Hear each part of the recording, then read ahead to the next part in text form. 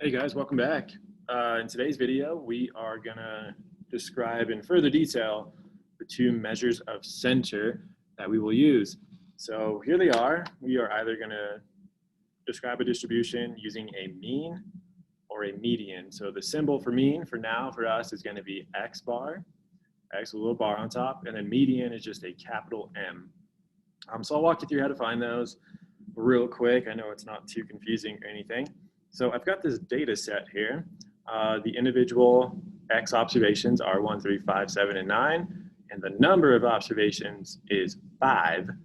So the mean, how we'll find the mean, X bar is equal to, so this is gonna look scary, but it's gonna help you if you understand what the symbol means later on in the week and up into next week. It's the symbol called sigma. It's this really cool Greek letter. It looks like that. Sigma, not to be confused with ligma. Sigma, it like literally just means sum. So X bar is the sum, and what we're adding together, or what we're like summing, finding the sum of, is each observation. So each individual X value.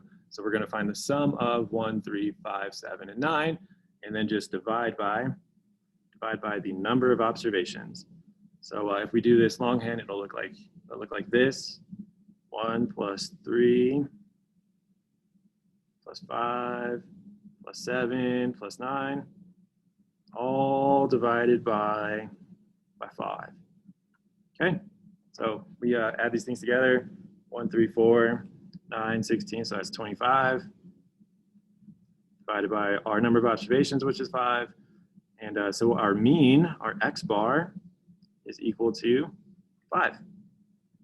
It's one way to describe the center of this distribution.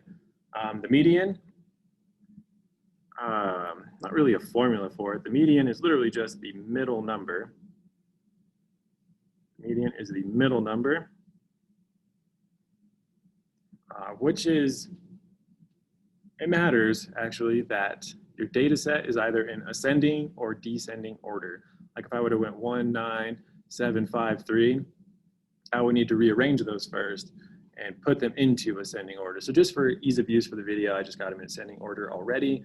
And if we have 5 observations, the middle number is going to be the third observation, and that is also 5. The middle number here is 5. The median is also 5. So that's how you find the mean and median. Now we're going to look at why we have two different measures of center. So I got another data set here. There's 6 observations this time. 1, 3, 5, 7. The 9 changed to 19, and we also have 29 off to the end. So hey, let's find the mean first. X bar. Again, it is it's the sum. It's the sum of each observation divided by the number of observations. I don't really feel like writing it all out, so I'll just get a calculator out. So we are going to add together each individual observation. So 1 plus 3 plus 5 plus 7 plus 19 plus 29. And then for dividing this time, so we got 64 divided by 6, which is going to be like 10.6, I think. Okay, so we'll just round this. It's approximately 10.7.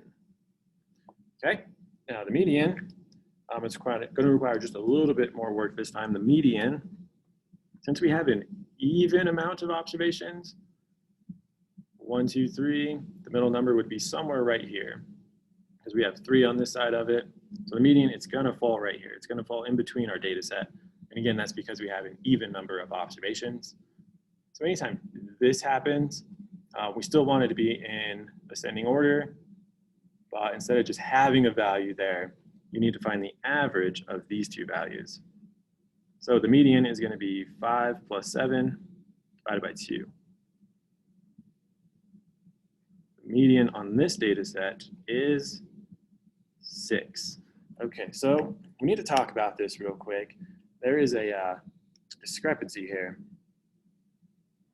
If by adding these, or by changing one observation and then adding the other, adding the 29, the mean changed from 5 to 10.7. So it more than doubled in value. The median number, it only increased by 1. So there is a name for that. Here, I'll write it up. Okay, I'll describe it like this. Medians are, very, very key word here, are resistant. Medians are resistant to outliers. Medians are resistant to outliers. So what I mean by that is these two outliers that look like they don't really belong with the rest of our data sets, these two outliers drag that median in their direction, or drag the mean in their direction, sorry. These two outliers drag the mean in their direction. They pulled the mean from 5 all the way up to 10.7. The median, on the other hand, is resistant to these two outliers. It only got dragged by 1 value, and that's what this statement really means. Medians are resistant to outliers. And so means then are greatly affected by outliers. Outliers can skew the mean in their direction very, very greatly. So that's the gist of it. Now, how this applies to distribution. So if we had a skewed distribution, we kind of rise, we got a peak, and then it tails off to the right like this. So it could be something like incomes. Most people fall in like this middle class category, and then there's like millionaires, billionaires, Elon Musk that drag the distribution in this way. So it is skewed right. This distribution right here is skewed right. This is skewed right. Okay, and so without the tail, we would expect the mean and median to be equal to each other, like what happened here. So I really shouldn't have done that. Hey, so this right here could represent the median. About half of the observations are on the left side, and the other half of the observations are on the right side. I probably didn't place that very good, but hopefully you get the point.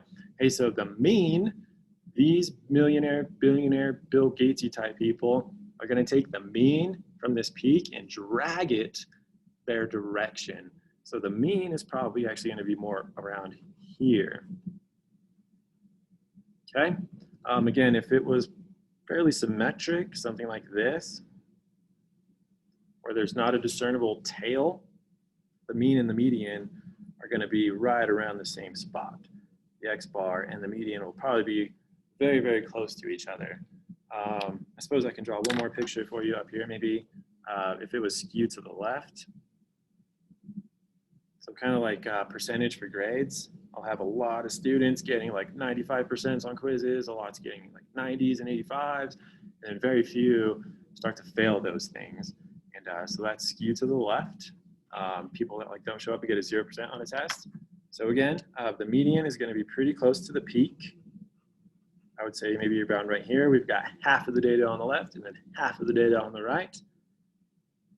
And like I said, these people that like don't take the quiz or don't try, they're going to take the average grade and pull it in that direction.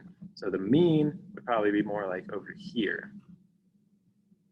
Okay, so since medians are resistant to outliers, they're also resistant to skewed distributions. So if you're ever asked to describe the center of something, the median is what you would use when your distribution is skewed. So when you're describing a distribution that's skewed, the center that I would use is the median. If the distribution is symmetric, like this one, the median is probably a better measure of center to use. So if it's symmetric, use the mean. All right, guys, so hey, one more quick thing to show you. This was on your homework assignment yesterday, I believe. Something about the length of words for Shakespeare, this distribution right here. So hey, it is skewed to the right. this distribution. It's slightly skewed. It's not that bad, but still, we have this peak right here, come up pretty quickly, and then it tails out to the right with these really long words. So it's skewed to the right. Now, on the homework assignment, when it asks you to describe the center, for the center, which measure of center would you use? Since it's skewed to the right, even though slightly, I would still go with the median. Skewed, try to use the median to describe the center. Okay, and then, so instead of just saying like typical value, we can find the median on this distribution fairly easily. I'll show you how. So on the y-axis, they have the percent of Shakespeare's words. So it looks like we got 5% there, maybe about 17% there, probably about 22% there, maybe 24% there, just doing kind of rough guesses, maybe 13% here, and on and on and on. Hey, so the median is defined as being in the middle. So we need 50% of the observations to be less than the median. So if I started adding these up, I've got 5, 22, and then 44%. So 50% would probably be around here.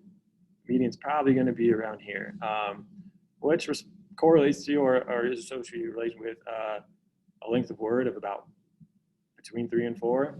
So I would guess the median to be approximately, didn't actually calculate this because we don't have the actual data.